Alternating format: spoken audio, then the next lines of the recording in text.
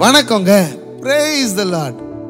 அறுவடை திருவிழாவிலே உங்களை நாங்கள் வாழ்த்துகிறோம். கர்த்தர் போதுமானவராய் இருந்திருக்கிறார், போஷித்திருக்கிறார். அதோடைய அடையாளம் தான் இந்த அறுவடையை நாம் கொண்டாடி கொண்டு இருக்கிறோம். காரணம் கர்த்தர் தான். காரணமாய் இருக்கிற கர்த்தரை கொண்டாடும் விதமாக பாடலை பாட போறோம், கர்த்தரை மகிமைப்படுத்த போறோம். அவர் தான் நமக்கு வெளிச்சமாய் இருக்கிறார். அவருடைய வெளிச்சத்தினால தான் நாம் இன்றைக்கு வாழ்ந்து கொண்டிருக்கிறோம், கொண்டாடி கொண்டிருக்கிறோம். அவரே போஷிப்பவர். ஹalleluya. ஆமென். பாடலாமா? கர்த்தரை மகிமைப்படுத்தலாமா? அதிசயமானவர், அற்புதம் செய்பவர், எந்தன் கால்களை வழுவாமல் காப்பவர். அதிசயமானவர், அற்புதம் செய்பவர், எந்தன் பாதைகளை சேதமின்றி காப்பவர். விதைக்காயிடங்களில் விளைச்சலை தருபவர், விதைக்காயிடங்களில் விளைச்சலை தருபவர். அறுவடை உண்டு, அறுவடை உண்டு, நீ கைவிடப்படுவதில்லையே, நீயோ வெட்கப்படுவதில்லையே. அறுவடை உண்டு, அறுவடை உண்டு, நீ கைவிடப்படுவதில்லையே, நீயோ வெட்கப்படுவதில்லையே.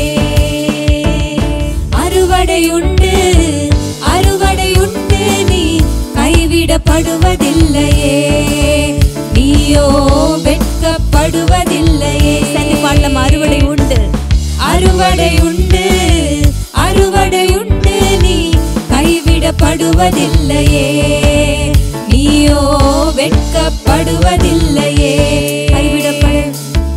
கைவிடப்படுவதில்லையே, நீயோ வெட்கப்படுவதில்லையே. ஹல்லேலூயா. அறுவடை உண்டு, அறுவடை உண்டு, நாம் கைவிடப்படுவதில்லை, நாம் வெட்கப்படுவது இல்லை. அறுவடை இருக்குதுனாலே நம்ம கர்த்தர் போஷிக்கிறாருன்னு தானே அர்த்தம். ஆமென். இந்த உழவர் திருநாள், இந்த அறுவடை திருநாள்ல ஆண்டவரை நினைச்சு அவருக்கு நன்றி சொல்வது அப்படிங்கிறது ஒரு பெரிய பாக்கியங்க. ஏன்னா அவராலே அன்றி நமக்கு இந்த பூமி இல்ல, இந்த பூமியில இருக்கிற விளைச்சலும் இல்ல. அவர் தான் நமக்கு அறுவடை தருகிற தெய்வமா இருக்கிறார். அவருக்கே எல்லா மகிமையும் கனமும் ஸ்தோத்திரமும் உண்டாவதாக. ஆமென். அவர் துதிகளுக்கு பாத்திரர். ஆமென். ஒவ்வொரு முறையும் இந்த பொங்கல் தினங்களில ஆண்டவருக்கு நன்றி சொல்லுகிற திருவிழாவை நம்ம கொண்டாடி கொண்டிருக்கிறோம். இந்த பொங்கல் இல்ல இந்த அறுவடை திருவிழா அப்படின்னு நம்ம நினைச்சாலே முதல்ல ஆண்டவர் இந்த உலகத்தை சிருஷ்டித்த பொழுது வெட்டாந்தரையா இருந்ததை தான் ஆண்டவர் முளைக்க செய்தார். ஆமா, விதைகளை, கனித்தரும் செடிகளை எல்லாவற்றையும் முளைக்க செய்தவர் கர்த்தர் தானே. ஆமென். இன்றைக்கும் வெட்டாந்தரையான உங்க வாழ்க்கையா இருந்தாலும் அதுல கர்த்தர் செழுமையை முளைக்க செய்ய வல்லவரா இருக்கிறார். ஆமென். He is the one who will make you to flourish. ஏன்னா அன்றைக்கு ஆதியில கிரியேட்டராக, சிருஷ்டிக்கிறவராக அவர் நமக்கு வெளிப்பட்டார். இன்றைக்கும் உங்க வாழ்க்கையில ஒரு புதிய அறுவடைய சிருஷ்டிக்க அவரால முடியும். ஆமென். ஆமென். இந்த நாளிலும் கூட நம்ம அநேகர் உழவர்களாக இல்லாம இருக்கலாம், ஆனா உழவர் இல்லாம யாருமே இல்லை. நம்ம அவங்களை எல்லாரையும் நினைச்சு பார்க்கணும். இன்னைக்கு நம்ம எல்லாருமே நல்லா சாப்பிட்டுட்டு இருக்கிறோம். நீங்க நல்ல ஐடி கம்பெனில இல்லை ஒரு நல்ல ஒரு ஆஃபீஸில், நல்ல ஒரு ஃபேக்ட்ரியில், இப்படி பல இடங்களில் நம்ம வேலை செய்தவர்களா இருக்கலாம். ஆனா எல்லாருடைய டேபிள்லயும் உணவு வருதுன்னு சொன்னாலே யாருடைய உழைப்போ, யாருடைய வேர்வை சிந்துதல் தான் இன்றைக்கு நம்ம கை வச்சு நம்ம சாப்பிடுற சாப்பாடு இல்ல. இன்றைக்கு ஒரு நிமிஷம் அவங்களுக்குலாம் நன்றி உள்ளவர்களா நம்ம இருக்கணும். we should thank God for all the farmers. இல்ல, அவர்களுடைய உழைப்பு தான் இன்றைக்கு நம்ம சாப்பாடை நம்ம சாப்பிடுறோம் இல்ல. உண்மையிலேயே அறுவடை நமக்கு உண்டு, அதை தருகிறவர் கர்த்தர் தான். பாடலாமா? அறுவடை உண்டு, அறுவடை உண்டு, நீ கைவிடப்படுவதில்லையே, நீயோ வெட்கப்படுவதில்லையே. அறுவடை உண்டு, அறுவடை உண்டு, அறுவடை உண்டு, நீ கைவிடப்படுவதில்லையே, நீயோ வெட்கப்படுவதில்லையே. அறுவடை உண்டு, அறுவடை உண்டு, நீ கைவிடப்படுவதில்லையே, நீயோ வெட்கப்படுவதில்லையே. ஹல்லேலூயா. ஹல்லேலூயா. இந்த அறுவடை திருவிழா குறித்து நம்ம பார்க்கும் பொழுது பைபிள்ல ஒரு 3 இடங்களை உங்களுக்கு இன்றைக்கு நாங்க சொல்லணும் அப்படின்னு சொல்லி ஆசைப்பட்டோம். Every time we see a harvest, every time we see a field, நல்ல செடி மரம் கொடிகளை பார்க்கும் பொழுதெல்லாம் 3 விஷயங்களை கண்டிப்பா நம்ம ஞாபகத்துல வச்சுக்கணும். எதெல்லாம் ஞாபகத்துல வச்சுக்கணும், ஏன் ஞாபகத்துல வச்சுக்கணும், அதை தான் நம்ம இப்ப கற்றுக்கொள்ள போகிறோம். ஆமென். முதல்ல ஆண்டவர் இந்த உலகத்தை பியூட்டிஃபுல்லா உண்டாக்குனார். அதுல எந்த ஒரு குறையும் வைக்காம வசனம் சொல்லுகிறது சகலமும் நன்மையா இருந்துச்சு, நல்லதா இருந்துச்சு அப்படின்னு ஆண்டவர் கண்டார். ஆனா மனுஷனுடைய பாவம் அந்த பூமியை ரொம்ப கெடுத்து போட்டுச்சு. நல்லா தெரிஞ்சுக்கோங்க, நம்மளுடைய பாவம் நம்மளோடு மாத்திரம் இருக்காது, நம்மளை சுற்றி இருக்கிற சூழ்நிலைகளையே அது கெட்டு போக வைக்கும். We should be very careful இல்ல? அப்படி இந்த பூமியே சபிக்கப்பட்ட நிலைமையில போகும் பொழுது ஆண்டவர் இந்த முழு பூமியையும் நிக்கிரகம் பண்ணணும்னு முடிவெடுத்துட்டார். ஆனா அங்க கூட கைவிடப்படாத ஒரு குடும்பத்தை கர்த்தர் தெரிந்தெடுத்தார். நோவாவையும் அவன் குடும்பத்தையும் கர்த்தர் தெரிந்தெடுத்தார். அவர்கள் அந்த பேழைக்குள்ள வச்சு பாதுகாத்து அவர்களை ஒரு புதிய உலகத்திற்குள்ள அவர்களை கொண்டு சேர்த்தார். அந்த புதிய உலகத்துல ஆண்டவர் அவர்களோடு கூட உடன்படிக்கை பண்ணார். இல்ல, God is a God of covenant, promises. இல்ல, உண்மையிலேயே மனுஷர்களும் தெய்வமும் 2 different extremes. பட் நாம் ஆராதிக்கிற தேவன் எப்படிப்பட்டவர்னா, மனுஷனோடு எப்பவும் ஒரு உடன்படிக்கை பண்ணணும், ஒரு கவனன்ட்டை உண்டாக்கணும் அப்படின்னு சொல்லி ஆசைப்படுகிற தேவனா இருக்கிறார். He always wants a relationship with us. அப்படிதான் ஆண்டவர் நோவாவுக்கும் அவன் குடும்பத்தாருக்கும் ஒரு அழகான ஒரு கவனன்ட்டை உடன்படிக்கையை உண்டாக்கினார். பேழையிலிருந்து வெளியே வந்த நோவாவும் அவங்களுடைய பிள்ளைகளும் கர்த்தருக்கு மகிமை செலுத்தும்படியாக பலி செலுத்தினார்கள். கர்த்தர் சுகந்த வாசனையாக பலியை ஏற்றுக்கொண்டதுக்கு பிற்பாடு ஒரு அழகான வார்த்தையை கர்த்தர் சொல்லுகிறார். உடன்படிக்கையின் அடையாளமாக பூமி உள்ள நாள் அளவும் விதைப்பும் அறுப்பும் சீதளமும் உஷ்ணமும் கோடை காலமும் மாரி காலமும் பகலும் இரவும் ஒழிவதில்லை என்று தம்முடைய உள்ளத்திலே சொன்னார். கர்த்தர் சொன்னார். ஆமென். ஆமென். பூமி உள்ள நாள் அளவும் விதைப்பும் அறுப்பும் உஷ்ணமும் சீதளமும் மாரி காலமும் அறுப்பு காலமும் ஒழிவதில்லை. இன்றைக்கும் நமக்கு அறுப்பு காலம் இருக்கிறது. எவ்ரி டைம் திஸ் ஜனவரி மாசத்துல தான் நம்ம செலிப்ரேட் பண்றோம்ல, இதுதான் அறுவடையின் நாட்கள், அறுப்பின் காலம் அப்படின்னு சொல்றோம். இந்த அறுப்பு காலத்தை இன்னைக்கு நம்ம பாக்குறோம்னா it is because of God's promise to mankind. எப்போ? நோவாவின் காலத்திலே அவர் சொன்னார், அவர் சொல்லிட்டார். அதனால அதை நிச்சயம் நிறைவேற்ற. அதனால உலகம் இருக்கிற வரைக்கும் விதைப்பு இருக்கும், அறுப்பும் இருக்கும். ஆமென். அப்போ கர்த்தர் விதைக்க செய்கிறார்னா அறுவடையையும் அவரே விளைய செய்கிறவராய் இருக்கிறார். இன்றைக்கு the first thing we are going to remember every time ஒரு ஹார்வெஸ்ட் பார்க்கும் பொழுதெல்லாம், இந்த அறுவடை திருநாளை கொண்டாடும் பொழுதெல்லாம் ஒன்று நல்லா நினைவு வச்சுக்கோங்க, நீங்க பாக்குறதெல்லாம் ஆண்டவருடைய ப்ராமிஸ். ரொம்ப அழகா சொல்றீங்க. ஆனால் நாங்கள்லாம் சிட்டிலேயே இருக்கிற அறுவடை எங்கே பார்க்கறது? சாப்பாடை தட்டில் பார்க்கும் போது எல்லாத்துலேயும் நீங்கள் இந்த அறுவடையை பார்க்க முடியும், அப்படி சொல்லலாம். ஆமாம், ஒருவேளை நீங்கள் சிட்டி லைஃப்பில் இருக்கலாம், இந்த ஃபீல்ட்ஸ் எல்லாம், இந்த வயல்வெளியெல்லாம் நீங்கள் பார்க்காம இருக்கலாம். ஆனால் ஒவ்வொரு முறையும் சாப்பாட்டுக்கு உட்காரும் பொழுதெல்லாம் உண்மையிலேயே அந்த சாப்பாட்டுக்கு காரணம் ஆண்டவருடைய உடன்படிக்கை, அவருடைய ப்ராமிஸ் தான்.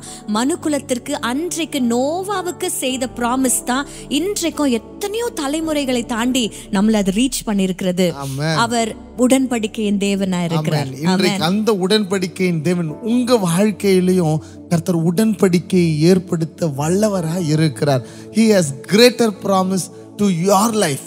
உங்க வாழ்க்கை குறித்ததான பல திட்டங்களை அவர் வைத்திருக்கிறதுனால விவசாயிகளுக்கு மாத்திரமல்ல, எல்லாரோடையும் கர்த்தர் உடன்படிக்கை செய்கிறவராக இருக்கிறார். ஆகவே உங்க வாழ்க்கையில இருக்கிற கர்த்தர் கொடுத்த எல்லா ப்ராமிஸையும் நீங்க சாப்பிடும் பொழுது உழவர்களையும் நினைக்க போறோம், கர்த்தர் உழவர்களுக்கும் நமக்கும் செய்த உடன்படிக்கையை நினைக்க போகிறோம். ஆமென். நிச்சயமாகவே நமக்கு அறுவடை உண்டு. இந்த பூமி இருக்கிற நாள் வரையில நமக்கு அறுவடை உண்டு. அல்லமா, அறுவடை உண்டு, அறுவடை உண்டு, நீ கைவிடப்படுவதில்லையே, நீயோ வெட்கப்படுவதில்லையே. அறுவடை உண்டு, அறுவடை உண்டு, நீ கைவிடப்படுவதில்லையே, நீயோ வெட்கப்படுவதில்லையே. ஹல்லேலூயா. அப்ப நம்ம முதல்ல நம்ம ஞாபகம் வைக்க போற விஷயம் என்ன? எப்பெல்லாம் அறுவடை பார்க்கிறோமோ அப்பெல்லாம் we are going to remember God's promises. கடவுள் கொடுத்த வாக்குத்தத்தங்கள். ஆமென். ஓகே, ரெண்டாவது ஒரு சிச்சுவேஷனை நாங்க சொல்றோம், சரியா? பெத்லகேம் அப்படின்னும் பொழுது உங்களுக்கு டக்குன்னு என்ன ஞாபகம் வருது? What do you remember of Bethlehem? ஏசப்பானுடைய பிறப்பு அங்கதான், பெத்லகேம்ல தான் பிறந்தார். பெத்லகேம் அப்படிங்கிறதுக்கு அர்த்தம் தெரியுமா உங்களுக்கு? அப்பத்தின் வீடு. பெத்லகேம் அப்படின்னு சொன்னா அப்பத்தின் வீடு. வீடு. ஆனா அந்த அப்பத்தின் வீட்டிலேயே பஞ்சம் வந்துருச்சு. இல்ல, சம்டைம்ஸ் நம்ம வாழ்க்கை கூட நல்லா இருக்கிற மாதிரி தான் இருக்கும், ஆனா திடீர்னு ஒரு பிரச்சனை வந்துரும் இல்ல? சம்டைம்ஸ் God allows அப்பத்தின் வீட்டிலே ஒரு பஞ்சம் வந்தது அந்த காலகட்டத்துல. அப்போ ஒரு குடும்பம் அந்த பஞ்சத்திற்கு பிழைப்பதற்காக அந்த அப்பத்தின் வீட்டை விட்டு எல்லாவற்றையும் விட்டு வெளியே செல்ல வேண்டிய ஒரு சூழ்நிலை. ஆமா, அப்பத்தின் வீட்டை விட்டு நகோமியும் அவருடைய ஹஸ்பண்டும் அவருடைய பிள்ளைகளும் வேற தேசத்திற்கு அவங்க குடிபெயர்ந்து போறாங்க. ஏன்னா பஞ்சம் தாங்க முடியல. ஆனா ஒரு சூழ்நிலையில நகோமியினுடைய ஹஸ்பண்ட் இறந்துடுறாரு, 2 பிள்ளைங்களும் இறந்துடுறாங்க.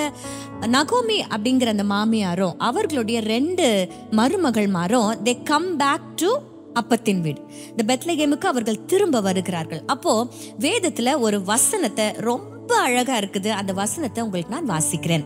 நகோமியும் அவளுடைய 2 மருமகள்களும் பெத்லகேமை நோக்கி திரும்பி வராங்க. ஆனா அதுல ஒரு மருமக திரும்பி போயிடுறாங்க. நகோமியும் ரூத் மாத்திரம்தான் பெத்லகேமுக்கு திரும்ப வராங்க. அவர்கள் திரும்ப வருவதற்கு காரணம் என்ன தெரியுமாங்க? வசனம் சொல்லுகிறது, கர்த்தர் தம்முடைய ஜனங்களை சந்தித்து அவர்களுக்கு ஆகாரம் அருளினார் என்று அவள் மோவாப் தேசத்திலே கேள்விப்பட்டு. தமது ஜனங்களை சந்தித்தார் என்பதை அறிந்தார்கள்.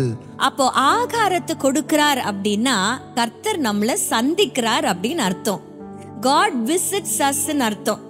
இது எப்படின்னா, என்னைக்காவது யோசிச்சு பார்த்திருக்கீங்களா? அறுவடை பார்க்கும் பொழுதோ இல்ல சாப்பாடு சாப்பிடும் பொழுதோ, this is God visiting me, இது கர்த்தர் என்னை சந்திக்கிற மோமெண்ட். அந்த மாதிரிலாம் நம்ம நினைச்சது இல்லை. ஏன்னா நம்ம எல்லாம் எப்படி நினைக்கிறோம்னா, சாதாரணமா நமக்கு உணவு நம்ம டேபிள்ல வந்துருது, you think it is very easy. No, never. அந்த உணவு நம்ம டேபிளுக்கு வருவதற்கு முன்னாடி ஒரு உழவனுடைய குடும்பம் அந்த வயல்வெளியில சேற்றில நின்று நட்டு அதுக்கு நீர் பாய்ச்சி எல்லாத்தையும் பார்த்து அவருடைய உழைப்பு, அந்த குடும்பத்துடைய உழைப்பு அதுல இருக்கு. ஒரு தனி மனிதனுடைய உழைப்பு இல்ல, அந்த குடும்பத்துடைய உழைப்பே அதுல இருக்குது.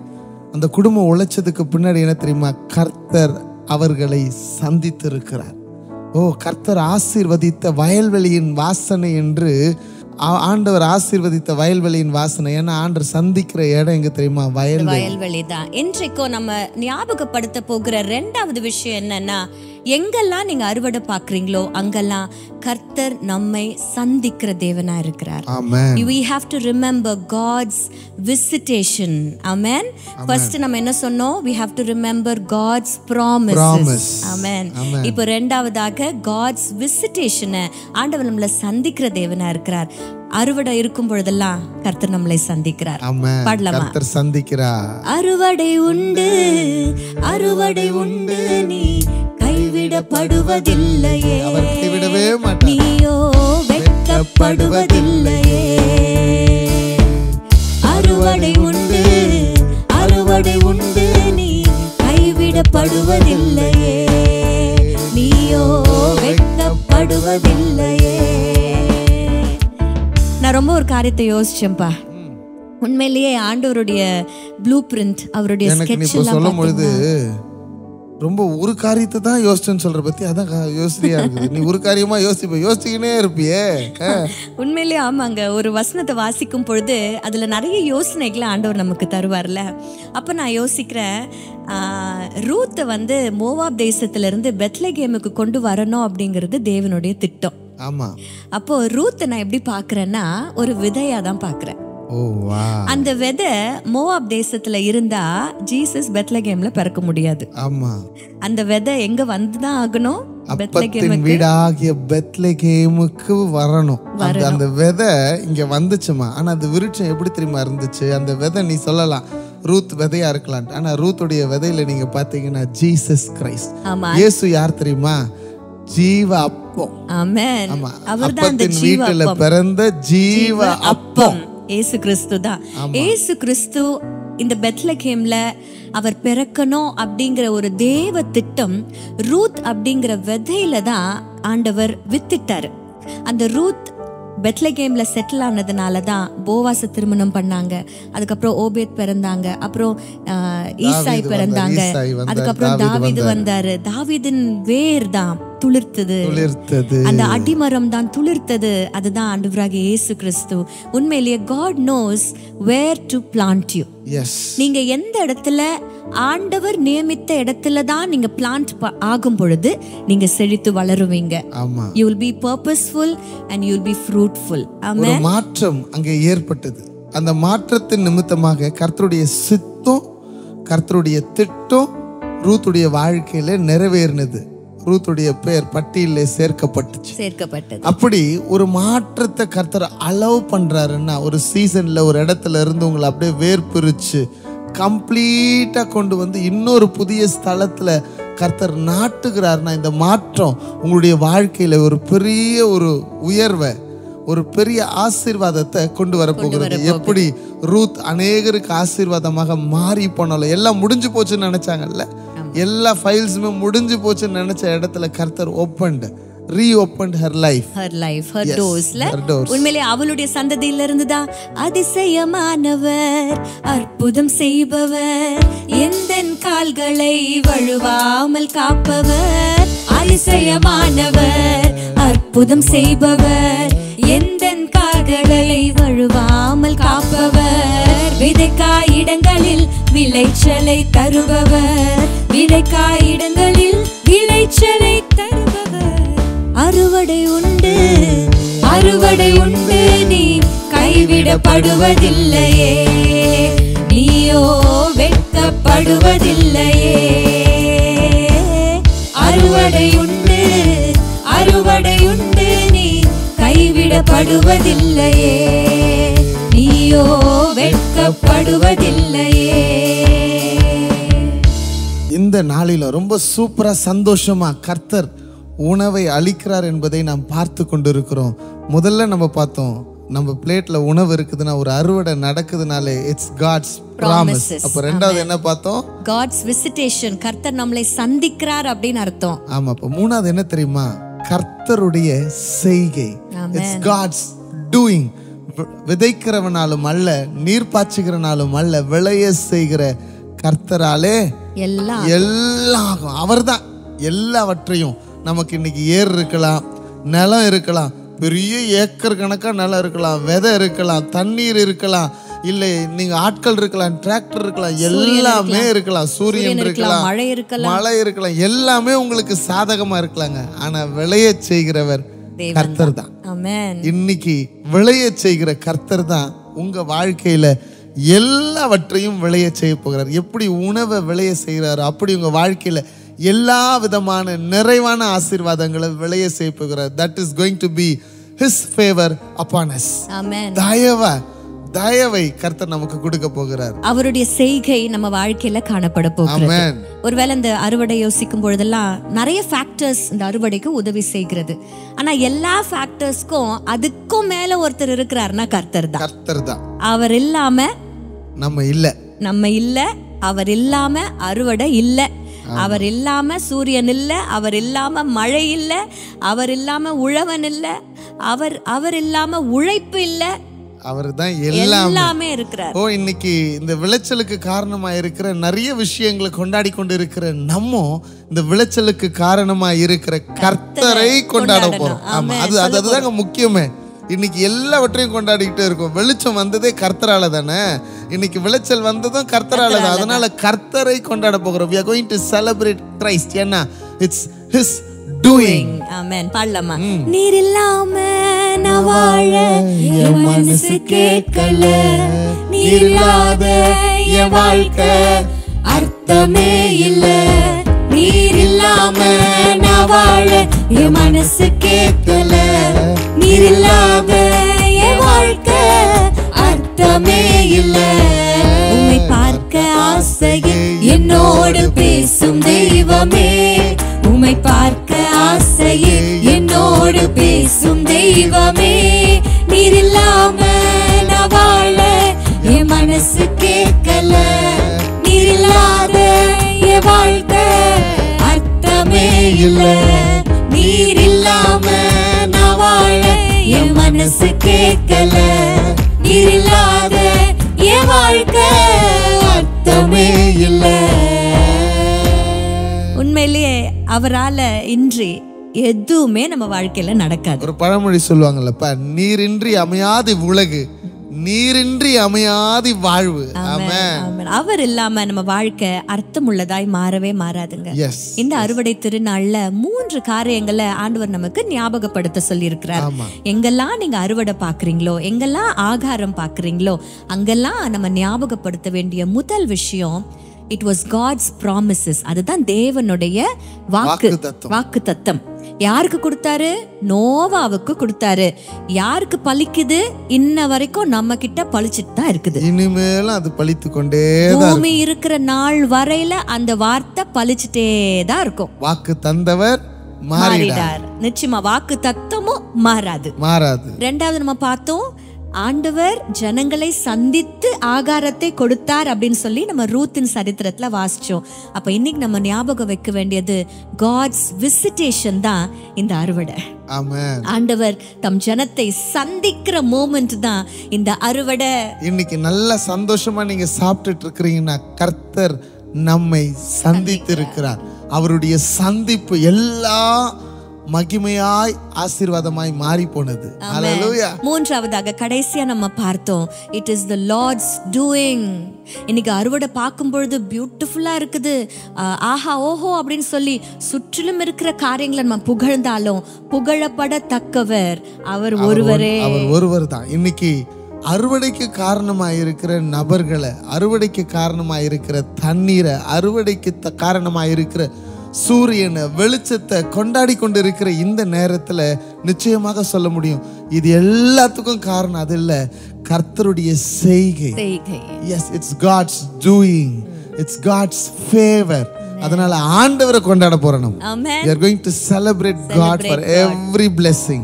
இன்னைக்கு கர்த்தர் உங்களை ஆசீர்வதிக்க போகிறார். உங்க வாழ்க்கையில ஒருவேளை இந்த ப்ராமிஸ் நிறைவேறாம இருக்கிறது, கர்த்தருடைய சந்திப்பு நடக்காம இருக்கிறது, கர்த்தருடைய செய்கை இன்னும் எங்க வாழ்க்கையில நடக்கலன்னு நீங்க நினைச்சீங்கன்னா, உங்க வாழ்க்கையில கர்த்தர் இன்றைக்கு ஒரு சந்திப்பை ஏற்படுத்த போகிறார். God is going to visit you. If you welcome, அவர் சொல்றார், இதோ வாசப்படியில நின்று கதவை தட்டுகிறேன். If you welcome Christ, நீங்க யார வேணா இருக்கலாம், எந்த சூழ்நிலையில வேணா இருக்கலாம், எந்த ஊர்ல வேணாலும் இருக்கலாம், உங்களை அவர் சந்திக்க ஆயத்தமாய் இருக்கிறார். ஏனென்றால் தமது ஜனத்தை அவர் சந்தித்தார் என்றால் அவர்கள் அறியப்படுவார்கள். You will be known. உங்களை கர்த்தர் சந்திக்க ஆயத்தமாய் இருக்கிறார். உங்களோடு கூட வாக்குத்தத்தம் செய்ய ஆயத்தமாயிருக்கிறார். உங்க வாழ்க்கையில கிரியை செய்ய ஆயத்தமாயிருக்கிறார். அப்படிப்பட்ட ஆண்டவருக்கு இன்னைக்கு நன்றி சொல்ல போகிறோம். Let's celebrate God. Let's celebrate Christ. கிறிஸ்துவுக்கு கொஞ்சம் இடம் கொடுத்து தான் பாருங்களேன், இந்த பண்டிகை நாளிலே இந்த நாள் ஆசீர்வாதமான நாளாய் உங்க வாழ்க்கையில மாறப்போகிறது. மறக்க முடியாத ஒரு நாளாய் மாறப்போகிறது. ஏன்னா கர்த்தர் உங்களை சந்திக்க உங்க வீடுகளுக்கு வந்திருக்கிறார். ஆமென். இந்த நாளில காலையில தேவ வார்த்தையை தான் உங்க மத்தியில நாங்க விதைச்சிருக்கிறோம் இல்ல. இந்த அறுவடை திருநாள்ல ஒரு சோயிங் நடந்திருக்கு, ஒரு விதைப்பு நடந்திருக்கு. எதை விதைச்சிருக்கிறோம்? தேவனுடைய வார்த்தையை நாங்க விதைச்சிருக்கிறோம். உண்மையிலேயே சொல்லட்டுங்களா, இன்னைக்கு வேணா தை பிறந்திருக்கலாம். தை பிறந்தா வழி பிறக்கும் தங்கமே தங்கம் அப்படின்னு நம்ம பாடுறோம். தை பிறந்தா வழி பிறக்கும் அப்படிங்கிறது எனக்கு தெரியல. ஆனா வார்த்தை பிறந்துச்சுன்னா நிச்சயமாகவே நமக்கு வழி பிறக்கும். ஏன்னா அந்த வார்த்தையானவர் தான் வழியானவர். வார்த்தையானவர் அப்படின்னு சொல்லும் போது ஆண்டவராக இயேசு கிறிஸ்து அவரே நானே வழியும் சத்தியமும் ஜீவனுமா இருக்கிறேன் என்று சொல்லி இருக்கிறார். தை பிறந்தா வழி பிறக்குதோ இல்லையோ, வார்த்தை உங்க வாழ்க்கையில பிறந்தாரானால் நிச்சயமாகவே வழி பிறக்கும். அடைக்கப்பட்ட எல்லா வழிகளும் திறக்க போகுது. ஏன்னா அவர் தான் வழியானவர். அவர் உங்க வாழ்க்கையில வெளிச்சமா இருப்பாரு. இயேசு உங்க வாழ்க்கையில போதுமானவரா இருப்பார். அவரை போல நல்லவர், அவரை போல போதுமானவர், அவரை போல நம்மளை பார்த்துக்கிறவர், அவரை போல நம்மளை போஷிக்கிறவர் யாருமே இல்லை சார். நீங்க ஒரு முறை இயேசுவை ட்ரை பண்ணி பாருங்க. Try Jesus, his love is abundance. ஆமென். ஆமென். பாடலாமா? அறுவடை உண்டு, அறுவடை உண்டு, நீ கைவிடப்படுவதில்லையே, நீயோ வெட்கப்படுவதில்லையே. கொஞ்சம் நல்லா டான்ஸ் ஆடி பாருங்கப்பா. அறுவடை உண்டு, அறுவடை உண்டு, நீ கைவிடப்படுவதில்லையே, நீயோ வெட்கப்படுவதில்லையே. அறுவடை உண்டு, அறுவடை உண்டு, நீ கைவிடப்படுவதில்லையே, நீயோ வெட்கப்படுவதில்லையே, கைவிடப்படுவதில்லையே, நீயோ வெட்கப்படுவதில்லையே. தேங்க்யூ அப்பா, நன்றிகளை ஏறெடுக்கிற ஆண்டவரே, இந்த அறுவடை திருவிழாவிலே, இந்த திருநாளிலே உம்முடைய நாமத்தை நாங்கள் புகழுகிறோம். உமக்கு நன்றிகளை ஏறெடுக்கிறோம். கர்த்தர் ஆண்டவரே, நேர்களா எங்களோடு கூட இணைந்து இருக்கிற ஒவ்வொரு குடும்பத்தையும் நாங்கள் பிளஸ் பண்ணுகிறோம். ஆண்டவரே, இந்த காலை வேளையில உங்க சமாதானம் வாக்குதத்தமாய் என் ஜனங்களுடைய வீட்டிலே ஆண்டவரே பலிப்பதாக. ஆண்டவரே, உம்முடைய சந்திப்பு ஏற்படட்டும். ஆண்டவரே, அவர்கள் செய்கிற எல்லாவற்றிலும் உம்முடைய செய்கை, உம்முடைய டூயிங் ஆண்டவரே வெளிப்படணும். ஆண்டவரே, அது தயவா வெளிப்படணும். ஆண்டவரே, உங்க சமாதானத்தை குடும்பங்களுக்கு நாங்கள் பேசுகிறோம். உங்க தயவை நாங்க பேசுகிறோம். ஆண்டவரே, அவங்க செய்கிற எல்லாவற்றிலும் குடும்பங்கள் ஆசீர்வதிக்கப்படட்டும். உம்முடைய வெளிச்சம் ஒவ்வொரு வீட்லயும் உதிக்கணும். ஆண்டவரே, வார்த்தை எங்க வாழ்க்கையில பிறந்து மகிழ்ச்சி எங்க வாழ்க்கையில நிறைவாய் காணப்பட உதவி செய்யுங்க. இயேசுவின் நாமத்தில் வாழ்த்தி ஜெபிக்கிறேன் நல்ல பிதாவே. ஆமென். Amen. God bless you.